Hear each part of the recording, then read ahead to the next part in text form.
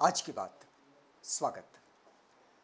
आज की बात को पिछले श्रृंखला की कड़ी से जोड़कर हम आपको समझा रहे हैं कि इस समय जो आज की बात की श्रृंखला चल रही है, इस श्रृंखला में निर्माण के वास्तव को हम लोग समझने का प्रयास कर रहे हैं। इसमें हमने पिछली कड़ी में ये देखा था कि जब तक कोई भी व्यक्ति भ्रम और भ्रांतियों का शिकार नहीं होगा, वो उससे निकलने का रास्ता तो नहीं खोजेगा।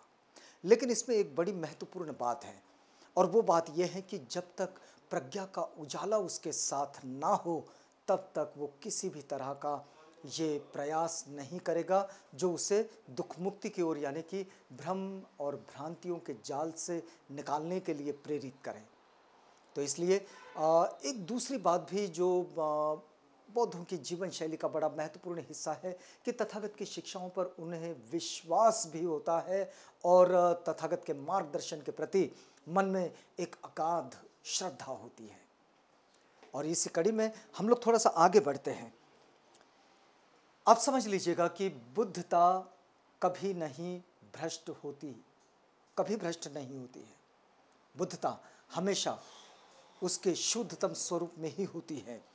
भले ही मनुष्य पशु के रूप में जन्म ले या फिर बुभुक्षित प्रेतात्मा बनकर कष्ट पाए या नरक में गिरे, तो भी वो अपनी बुद्धता से कभी वंचित नहीं होता है।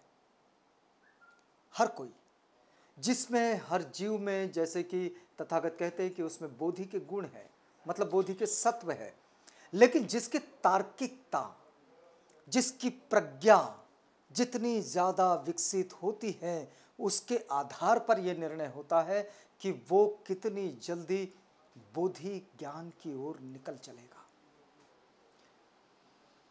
दूषित शरीर के भीतर भी, दूषित क्लेशों के तल में भी बुद्धता अपनी दीप्ति में लिपटी हुई, ढकी हुई होती है।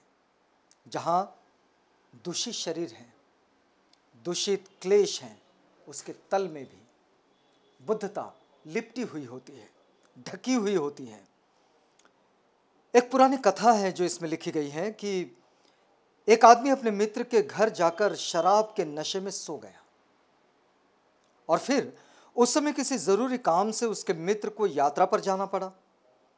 जाते समय मित्र ने उस आदमी के भविष्य के बारे में चिंतित होकर एक अति मूल्यवान रत्न उस आदमी के वस्त्र में छिपा दिया ताकि वो उसके काम आ सके। देखिए, बड़ी मजेदार बात है। मित्र ये नशेड़ी है, शराब के नशे में धुत है, मित्र के घर में जाकर सो गया है। लेकिन उस मित्र को, जिसके घर में जाकर वो सो गया है, उसे किसी काम से दूसरे जगह जाना है। अब वो जाने के लिए निकल रहा है, लेकिन उसे फिक्र है अपने उस मित्र की जो सोया पड़ा है उसके घर में। उसने एक रत्न निकालकर उसके कपड़ों में छिपा दिया, वो जो सोया हुआ है, और ये सोच कर कि शायद मैं तो नहीं रहूंगा, मैं कहीं जा रहा हूं, लेकिन जब ये उठेगा तो शायद ये रत्न उसके काम आएगा। इस बात से अनजान वो आदमी नशा उतर जाने पर दूसरे देश में भटकते हुए, अन्न वस्त्र के अभाव में कष्ट भोगता हुआ, बहुत दिनों के बाद जब संयोगवश उस आदमी की अपने पुराने मित्र से भेंट हुई, तब मित्र ने उसको उसके वस्त्र में छिपाए हुए रत्न के बारे में बताया और उसका उपयोग करने को कहा। नशे में चूर इस आदमी की कहानी के समान लोग जन्म और मृत्यु वाले इस जीवन में कष्ट भोगते रहते हैं, विशुद्ध और अकलुषित बुद्धता के बहुमूल्य रत्न में बिल्कुल अनभिज्ञ रहते हैं। तथागत ने ये जो दुख मुक्ति के जीवन का जो अनमोल रास्ता दिया है, लोगों के सामने तो है, लेकिन लोग मोह और आसक्ति और लोभ, इच्छाएं, लोलुपताएं, इन सब के नशे में इतने चूर हो गए हैं कि वो तथागत के इस मार्ग की ओर ध्यान नहीं दे पाते जो है हमारे ही पास, कि हम स्वार्थपूर्ण आकांक्षाओं का अंत करें और एक दुख मुक्त जीवन की ओर चल दें। लेकिन ये कहने भर की बात हुई, इसको जीवन में उतारना ये सरल नहीं है, लेकिन इसका मतलब ये भी नहीं है कि ये नामुमकिन है, ऐसा नहीं। तो ये मुमकिन है, लेकिन इस पर काम करना होगा। लोग इस तथ्य के बारे में कि हर एक में बुद्धि की प्रज्ञा है और बुद्ध की समझ है, भले ही अनभिज्ञ हो तथा कितने ही अधपतित और मूढ़ क्यों ना हो, बुद्ध उनके प्रति अनाश्वत नहीं होते, क्योंकि वे जानते हैं कि उनमें से निकृष्टतम आदमी में भी निस्संदेह बुद्धत्व के सभी गुण विद्यमान होते हैं। ये बड़ी विशेषता है कि हर एक में बुद्धत्व के गुण विद्यमान हैं। अतः बुद्ध उनमें श्रद्धा पैदा करते हैं, जो मूढ़ता से विमोहित अपनी बुद्धता को देख नहीं पाते तथा उनकी भ्रांति को मिटाकर उन्हें उपदेश करते हैं कि उनमें और बुद्धत्व में वास्तव में कोई अंतर नहीं है। बुद्ध वे हैं जिन्होंने बुद्धत्व को प्राप्त कर लिया है और सामान्य मनुष्य वे हैं जिन्होंने बुद्धत्व की प्राप्ति की क्षमता होती है। दोनों में केवल बस इतना ही अंतर है। सामान्य लोग जिनमें बुद्धत्व की प्राप्ति की क्षमता है और बुद्ध वे जिन्होंने बुद्धत्व को प्राप्त कर लिया है। यदि मनुष्य मान बैठे कि उसने निर्वाण प्राप्त कर लिया है तो वह अपने आप को धोखा दे रहा है, क्योंकि यद्यपि वो उस दिशा में बढ़ रहा है, उसने अब तक बुद्धत्व को प्राप्त नहीं किया है। बुद्धता बिना साधना, श्रद्धा और पूर्ण प्रयत्न के प्रकट नहीं होती है। तभी प्रकट होती है जब इसके लिए प्रयत्न किया जाए, मन में श्रद्धा हो और साधना।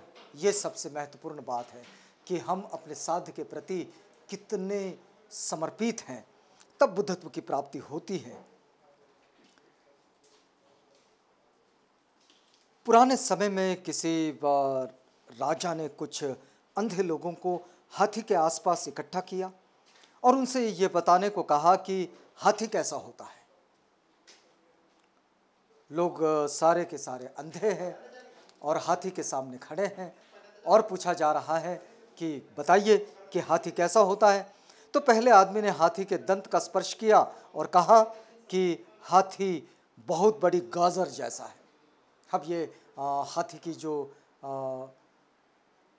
कहानी है ये लगभग सभी जानते हैं कि हाथी बहुत बड़ी गाजर जैसा है।